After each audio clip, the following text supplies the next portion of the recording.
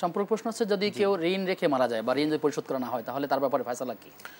এখন আপনার প্রশ্নের সাথেই বলি যে যেমন মনে করেন আপনার বাবা ঋণ রেখে মারা গেছেন, এটা সমস্ত মানুষের জন্যই। ঋণ করে যদি মারা যায়, দোকানে 2000 টাকা বাকি, এটা দেয়ও নেই এবং কাউকে জানায়ও নেই এবং কেউ পরিশোধ করে নেই। রাসূল করিম সাল্লাল্লাহু আলাইহি ওয়াসাল্লাম বলছেন, নাফসুল মুমিনি মুআল্লাকাতুন বিদাইনিহি, মানুষের অন্তর, মানুষের কলব, এটা ঋণের কারণে ঝুলন্ত থাকে। এই জন্য পৃথিবীতে সমস্ত কিছুর গুনাহ মাফ হয়, এমনকি শহীদও যদি হয়, অর্থাৎ শহীদ হয়ে গেলে তার সমস্ত গুনাহ মাফ, তার সরাসরি জান্নাত। এমন ব্যক্তিও যদি ঋণগ্রস্ত হয়, ঋণের গুনাহ কখনো মাফ হয় না। সুতরাং কোনো বাবা যদি ঋণগ্রস্ত হয়ে থাকেন তাহলে সন্তানদের দায়িত্ব ঋণ পরিশোধ করা, কারণ সন্তান কিন্তু বাবার রেখে যাওয়া সম্পদ ভোগ করে। জি জি। যদি ঋণ পরিশোধ করার কোনো ব্যবস্থাই একদম পরিবারে না থাকে সেক্ষেত্রে এটার উপায়টা কি, কিভাবে সলিউশন আসবে? ঋণ পরিশোধ করার সামর্থ্য নাই এটা আমরা বলবো না, কারণ হলো তার তো সম্পদ আছে। শরীয়তের বিধান কি, একজন মানুষ মারা যাওয়ার পর তার 3টা কাজ করতে হয়। এক নাম্বার হলো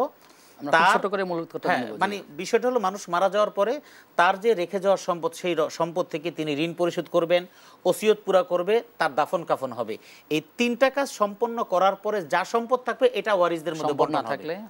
আর যদি সম্পদ একদমই না থাকে তাহলে সেটা এলাকার বাসী, আত্মীয় স্বজন মিলে যেভাবে হোক অনুদান, সাহায্য, সহযোগিতা নিয়ে ঋণ তার পরিশোধ করতে হবে। যদি একান্ত না হয়, যিনি যার কাছ থেকে ঋণ করেছেন তার কাছ থেকে সকলে মিলে যে ক্ষমা চেয়ে নিতে হবে। এর বাহিরে এই ঋণের গুনাহ কখনো মাফ হয় না। আল্লাহ তাআলা আমাদেরকে ঋণ মুক্ত জীবনযাপন করার তৌফিক দান করুন। আপনাকে ধন্যবাদ জানিয়ে আপনার থেকে বিদায় নিচ্ছি। জি, শাইখ একজন প্রশ্ন করেছেন যে হাতের নখ লম্বা রাখার ব্যাপারে শরীয়তের বিধান কি, এটা কেমন অপরাধ? হাতের নখ লম্বা রাখার ব্যাপারে হাদিসের মধ্যে যেটা আছে, আশারুম মিনাল ফিতরা, এই 10টি জিনিস হলো মানুষের ফিতরা, যেগুলি স্বাভাবিকভাবে হয় এবং স্বাভাবিক নিয়মে এটার পরিচ্ছন্নতা করতে হয়।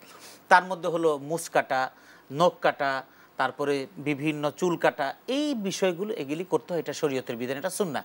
এখন যদি কেউ নখ না কাটে তাহলে তিনি ইসলামের স্বাভাবিক যে নিয়ম এবং সুন্নাহ, এই সুন্নাহকে তিনি মানে অবহেলা করলেন। আর নখটা সাধারণত এটা স্বাস্থ্যসম্মতভাবে অনেক জীবাণুকে ধারণ করে, অনেক নোংরা আবর্জনা এটার মধ্যে থাকতে পারে। হ্যাঁ, আমাদের দেশে তর্কের খাতিরে বলবে আমরা তো পরিষ্কার করে রাখি। আসলে একটা জিনিস আছে, মানুষের হাতগুলো সুন্দর থাকবে আর নখ থাকবে হলো জানোয়ারের। জানোয়ার নখ দিয়ে ছিঁড়ে ছিঁড়ে খায়, হিংস্র যারা। আর মানুষ সেটা না, মানুষ দাঁত দিয়ে কামড়ে কামড়ে খাবে, হাত দিয়ে ধরবে, দাঁত দিয়ে কামড়াবে। আর এটা স্বাস্থ্যগতভাবে এটা সমর্থনযোগ্য না। এই জন্য নখ লম্বা রাখা যাবে না, অন্তত পক্ষে প্রতি সপ্তাহ পরে কাটা। চুল 40 দিন অন্তরে, অর্থাৎ সর্বোচ্চ 40 দিনের মধ্যে চুল কাটা, এই বিধানগুলো শরীয়ত আমাদেরকে দিয়েছে। এটা হাদিস দ্বারা প্রমাণিত। রাসূলুল্লাহ সাল্লাল্লাহু আলাইহি ওয়াসাল্লাম এই সুন্নতগুলি পালন করতে বলেছেন। জি।